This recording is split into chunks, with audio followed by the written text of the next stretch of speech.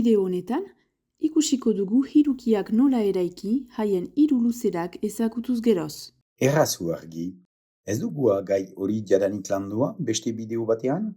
Bai, zehatz, baina orain metodo trebea erabiliko dugu hirukien aiseago eraikitzeko. Egitekotan delako bideoaren adibidea berriz hartzen ahal dugua. Zergatik ez? HIR hirukia beraz. HI 6 cm luze da, HR lau cm eta IR 8 cm.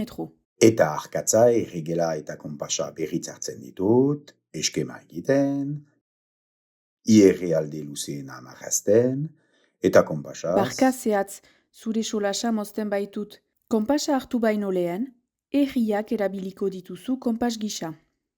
Ene erriak konpas gisa, zergatik? Horrela, aurre ikusiko duzu guti gora behera nun izanen den H puntua. Egan nahi baita, hirukiaren hirugarren erpina. Ados, ez ditut zirkulu osoak marraztu beharko. Zirkulu arkuak baizik. Hori bera? IH luzera guti gora bera hau da. Beraz zirkulu arkua hor izanen da. RH luzera RI-ren erdia baita, bigarren zirkulu arkua, nonbait han, hor izanen da. Horra, marrazten hasi baino lehen, badakizu H puntua ze eremutan izanen den.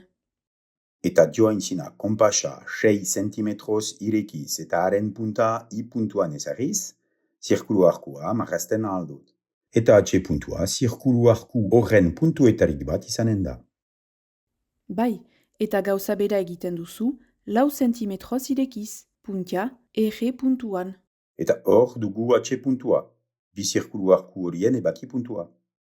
Bukatzeko, aski da azken bi aldeen marraztea. Bikain! Ez ahantz, eraikuntzaren aztarnen ustea, egan nahi baita, bi zirkulu arkuak. Horiek erakusten baitute erabili den metodoa. Zuen aldi orain.